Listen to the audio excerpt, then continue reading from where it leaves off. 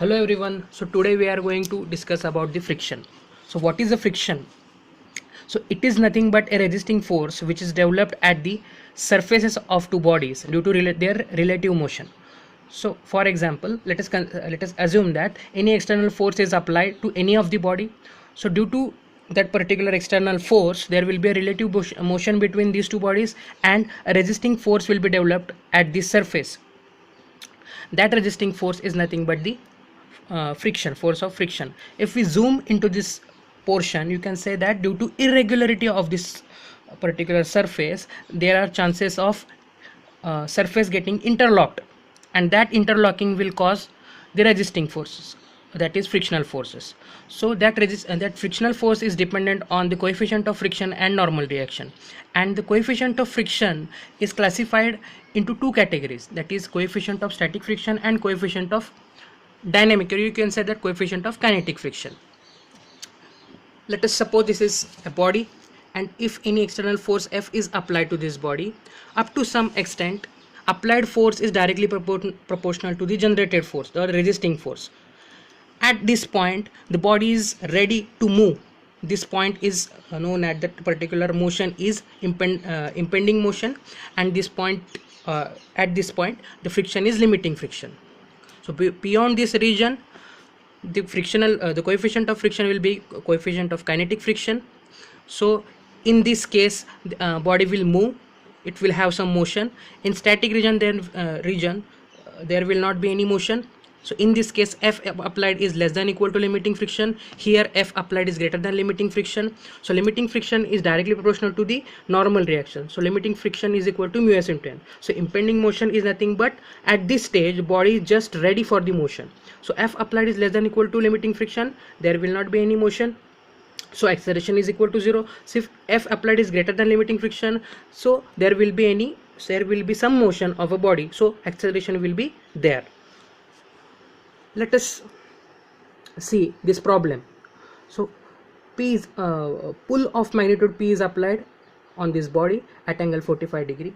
If you solve by applying summation f of y is equal to 0 and summation f of x is equal to 0, magnitude of this P will be equal to 20.20 Newton. And if you apply a push of same magnitude, or you can say that if you apply a push at angle 45 degree to the same body and apply that summation f of y is equal to 0 and summation f of x is equal to 0, after solving you will get the value of P is equal to 94.22. Just by observing these two values, you can say that the frictional force generated due to the push is greater than the frictional force generated due to applied pull. Okay, now just solve another example. Consider this body having mass 5 kg and F applied is 10 Newton. They have asked to find out the force of friction and acceleration of block. So we know that F limited is equal to mu s into n. Just find out the maximum force of friction. 0.6 into 50 is equal to 30 Newton, and we know that F applied is less than F limited. In that case body is at rest and there will not be any acceleration. So in that case force of friction will be equal to F applied. F is equal to 10 Newton. Second example, if 50 Newton is applied to the body having mass 5 kg, mu s is given 0.4, mu k is given 0.2, what will be the acceleration? So we know that F limited, that is maximum force of friction, is equal to mu s into n for 20 Newton, and check if F applied is greater than F limited or F applied is less than force F limited. In this case F applied, that is 50 Newton, is greater than 20 Newton. You can say that body is moving, so there will be acceleration which is given.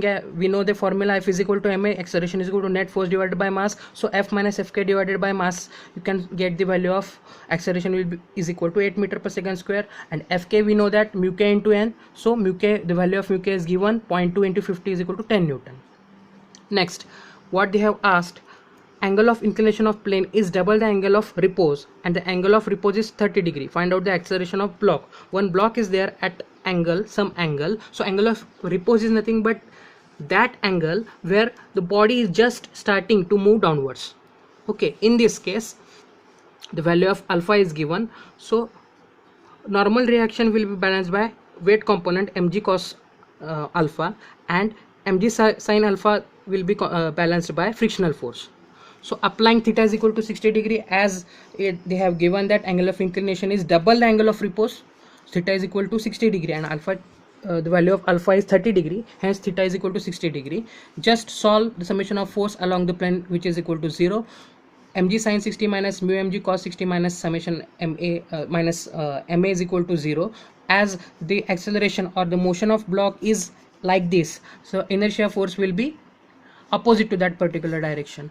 After solving this, you can find out the value of acceleration 10 by 3 root 3, that is 10 upon root 3 meter per second square. Just solve the another example.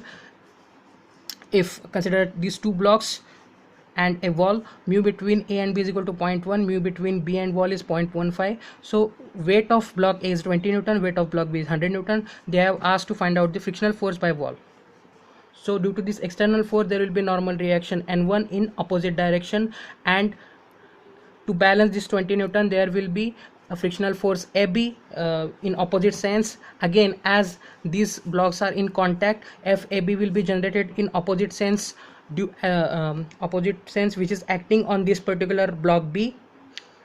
Okay, here on block A there will be a force of friction in upward direction, and on block B force of friction will act in downward direction, opposite to each other. So after solving summation f of y is equal to 0, we will find the value of FAB is equal to 20 Newton. Here after applying summation of f of y is equal to 0, you can find the value of wall friction as 20. This 20 plus 100, this 20 and 100 is weight, so 120 Newton. Next question is, find the value of F such that both block will move together. So we know that due to this F applied, there will be F limited, that is frictional force, which is acting in opposite sense, and another F limited which is acting at 5 kg block, which is in the sense opposite to that of by block B.